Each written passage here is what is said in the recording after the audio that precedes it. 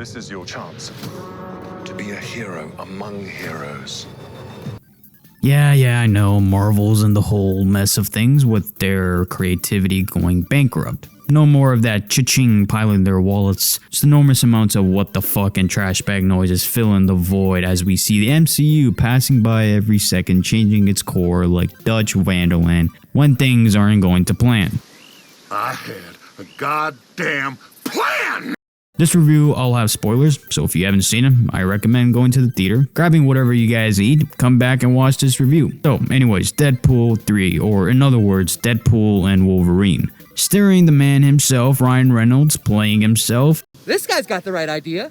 And Hugh Jackman returning after 7 years because of the whole multiverse shit and how poorly the MCU has used this concept. But hey, directors who have made these characters popular in the past, Disney just nagged their phones, giving them Mickey Mouse money and hope to receive profits back. Because God forbid they make a likable original take on a new character. I had mild expectations for this film given the current state of the MCU. So how does Deadpool and Wolverine hold itself up? I will say this, the biggest comparison I can give this film to is your average Michael Bay Transformers film, the first three to be more precise. Top tier action, possibly the best in the series, but unfortunately it's held down by its basic story, which takes it down to pegs for me, and yes, it's definitely the weakest out of the trilogy. Talk about what's haunting you, or should we wait for a third act flashback?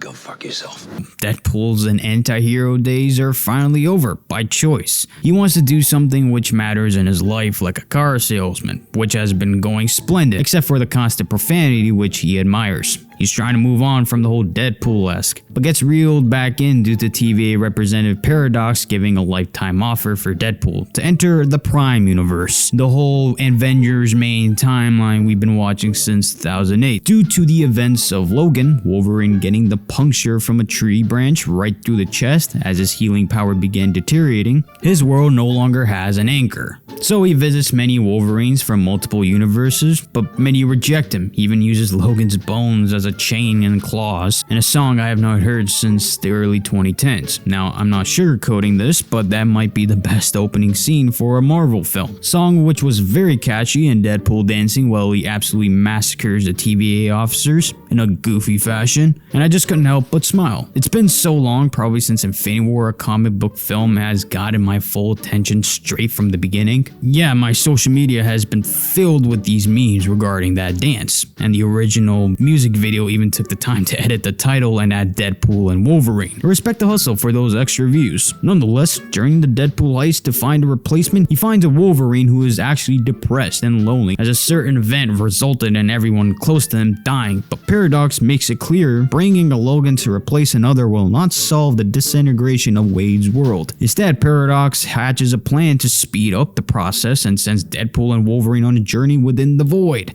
pretty much the dumpster yard for forgotten characters, finding allies, or shall I say cameos, to help them get back and stop Paradox's machine before it's too late. Not an actual shift happens in the plot until later in the end, when all the member berries and your favorite duo go head on with Cassandra Nova, Professor X's sister, who's mad with hunger for power and freedom. She even does this weird disturbing finger through the mind with Paradox and drags within his own head. It's very disturbing to say the least. We have this big entertaining fight where Wolverine wears his classic mask, fights against different variants of Deadpool, and the two save Wade's home from disintegration. But unfortunately for Wolverine, he isn't able to change his past for a better present in his. So he hitches a new ride within Wade's world and becomes a part of a big family. I expect Hugh to play this role till he's 90 at this point, and the movie makes fun of that.